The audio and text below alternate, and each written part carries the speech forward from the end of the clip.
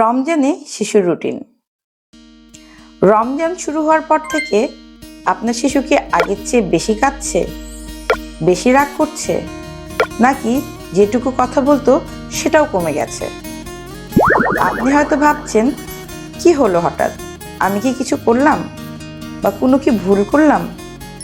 না, আপনি কিছুই ভুল করেননি। কিন্তু একটা জিনিস আপনাদের বোঝা দরকার, আমাদের যেসব শিশুদের কথা বলতে দেরি হচ্ছে এবং যারা একটু আলাদাভাবে সব কিছুকে অনুভব করে দুনিয়াটাকে, তাদের জন্য রুটিনটা শুধু সময়সূচি না, রুটিন মানে তাদের কাছে হচ্ছে একটা নিরাপত্তা। এরপর কি হবে এটা তারা জানলে তারা শান্ত থাকে, আর না জানলে তাদের ভিতরে একটা অ্যালার্ম বাজতে শুরু করে।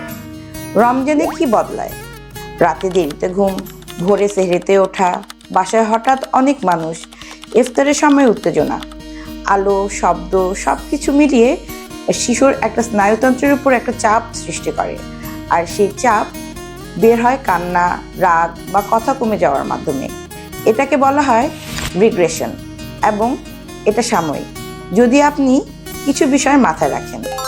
প্রথমত, ঘুমের সময় খুব বেশি বদলাবেন না। 30 থেকে 45 মিনিটের বেশি এদিক ওদিক হলে শিশু টের পেয়ে যায়।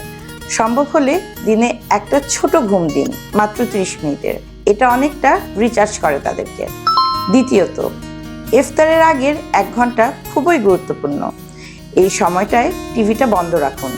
বাসায় অনেক মানুষ থাকলে শিশুকে একটু আলাদা জায়গায় রাখার চেষ্টা করুন।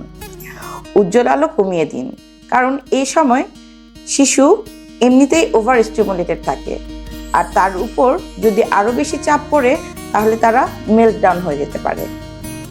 তৃতীয়ত, ভিজুয়াল স্কেজুয়াল ব্যবহার করুন। এটা আমি প্রতিটা প্যারেন্টসকে অনেকবার করে বলে থাকি।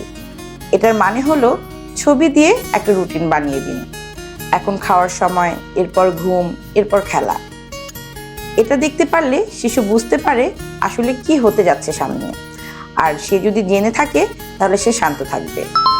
চতুর্থত, প্রতিদিন মাত্র 10 মিনিট আপনি দিন, শুধু আপনি আর শিশু। মোবাইল নেই, কাজ নেই, কথা নেই, শুধু তার পাশে থাকুন। এই 10 মিনিট তার পুরো দিনটা বদলে দিতে পারে। রমজানে শিশু বেশি কাঁদলে বা রাগ করলে এটাকে খারাপ ভাববেন না। এটা তার কাছে একটি বার্তা। সে বলছে, আমি একটু কঠিন সময়ে আছি, আমাকে একটু সাহায্য করো। আপনি সেই সাহায্যটুকু দিতে পারেন, এটাও একটা ইবাদত। আজকের মতো এখানেই। সবাই ভালো থাকবেন, সুস্থ থাকবেন। আল্লাহ হাফেজ।